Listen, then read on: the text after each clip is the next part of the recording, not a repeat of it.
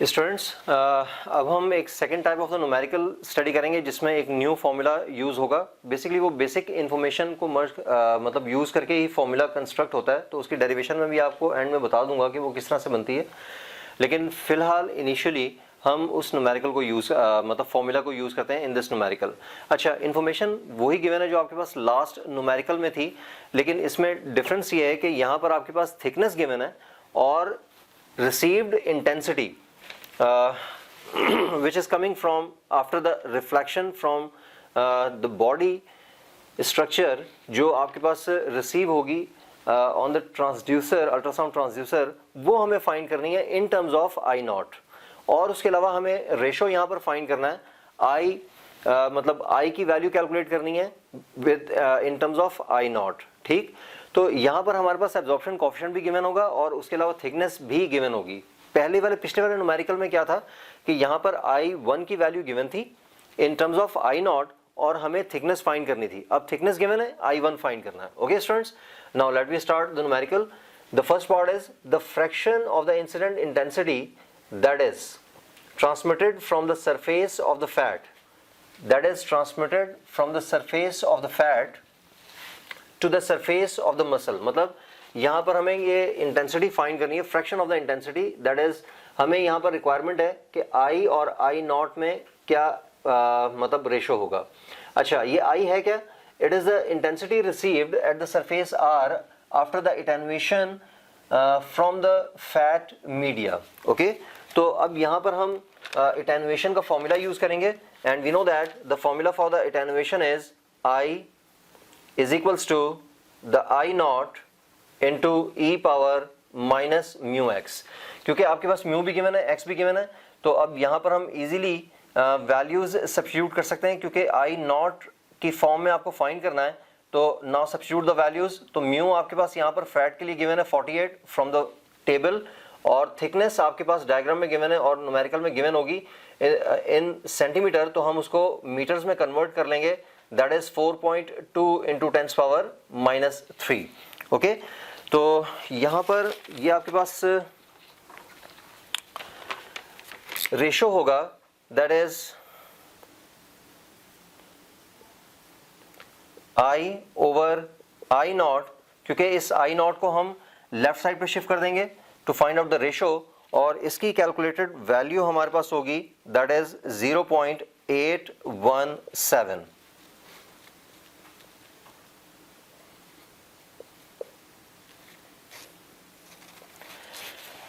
अच्छा, अब इसके बाद पार्ट 2 में वो हमसे पूछता है कि the intensity in terms of I not that is received back at the surface of the fat.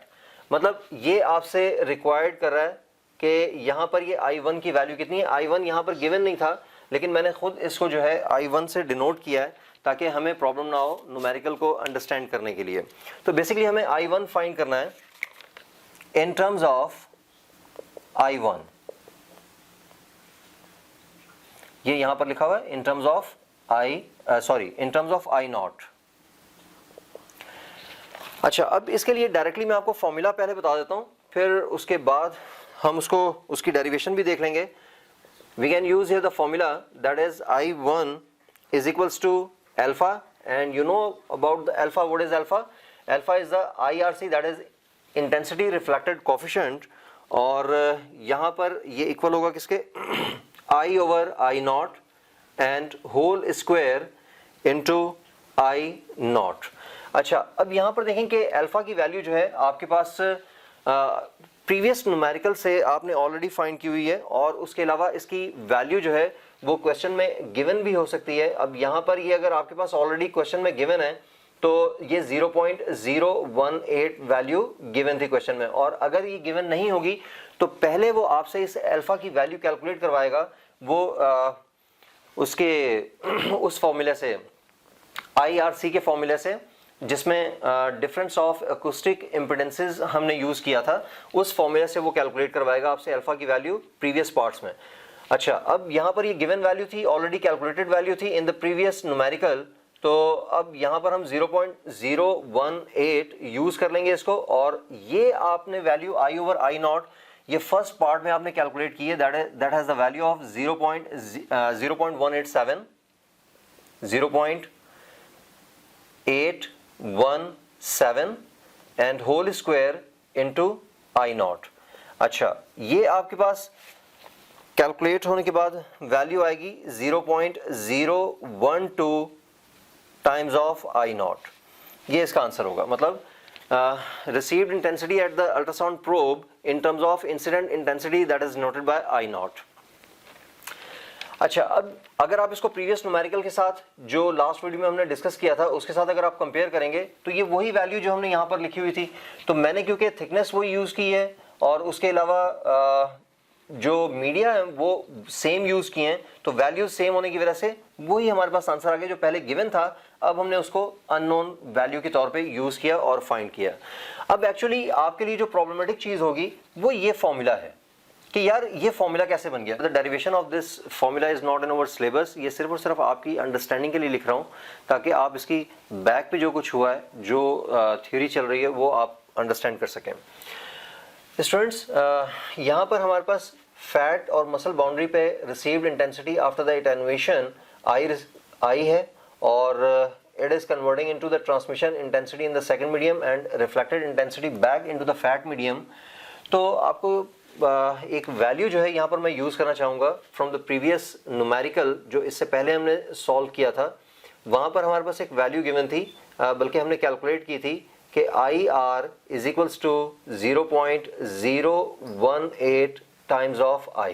Okay, तो यहाँ पर देखें कि ये आपके पास फ्रैक्शनल अमाउंट गिवन है, इसका मतलब है कि IR स्मॉल होगा और I ग्रेटर होगा।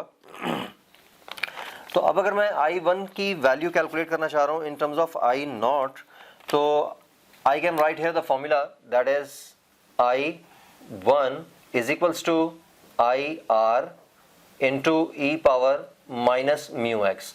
क्योंकि ये रिफ्लेक्टेड इंटेंसिटी फैट मीडियम में से जब पास होगी तो इट विल बी एटेन्युएटेड और यहाँ से ये डिक्रीज होने के बाद I1 रिसीव होगी ऑन द अल्ट्रासाउंड प्रोब। अच्छा, अब यहाँ पर ये IR जो है इसकी वैल्यू हमारे पास ये ऑलरेडी गिवन है, that is 0.018 I into e power minus mu x. अब ये हमने इन टर्म्स ऑफ I तो इसको लिख दिया है, अब ये I जो है ये हम कन्वर्ट करना चाह रहे हैं in the form of in terms of I not, और इसके लिए ऑलरेडी यहाँ पर हमने एक फॉर्मूला लिखा हुआ था। प्लीज़ ज़रा यहाँ देख लीजिएगा कि I is equal to I not into e power minus mu x. क्योंकि सारी वर्किंग फैट मीडियम में हो रही है, इस वजह से दोनों जगह पे हम absorption coefficient for the fat that is mu he use करेंगे। तो अब यहाँ पर हम I की जगह पे ये वाली वैल्यू सब्स्टिट्यूट कर देते हैं। Now it becomes 0.018 into I naught into e power minus mu x into e power minus mu x। Okay, अच्छा अब ज़रा सा इसको सिंप्लीफाई कीजिए प्लीज़। तो 0.018 into e power minus 2 mu x into I not, क्योंकि बेसिस मल्टीप्लाई हो रही हैं और सेम बेसिस हैं तो पावर्स ऐड हो जाएंगी, इट बिकम्स -2 म्यू एक्स और यहाँ पर आपके पास होगा 0.018 into e power minus mu x and whole power 2 into I not. अच्छा, ये वाली वैल्यू जो है आपके पास e power minus mu x, ये अगर आप इस फॉर्मूले को स्टडी करें जो पार्ट 1 का है तो ये बेसिकली इन दोनों के रेशो के इक्वल है। मतलब अगर मैं आई नॉट को यहाँ पर डिनोमिनेटर में शिफ्ट कर दूँ तो ratio of I and I not it will be equals to e power minus mu x. तो मैं यहाँ पर ये लिख सकता हूँ कि 0.018 I upon I naught and whole power 2 into I not. अच्छा, अब ये देखें कि ये आपके पास क्या चीज़ है, ये आपके पास रेशो है किस चीज़ का, reflected intensity from the boundary of the two media and intensity received at the media that is equals to 0.018 और ये आपके पास जो है अल्फा के इक्वल होगा, that is in IRC intensity reflected coefficient 0.018। तो इसका मतलब ये है कि मैं इस 0.018 की जगह पे I सब्स्टिट्यूट कर सकता हूँ। तो इसके बाद मैं यहाँ पर आ रहा हूँ, प्लीज़ ये ज़रा देखिएगा इस स्टेप को कि I1 is equals to alpha into I over I0 and whole square into I0।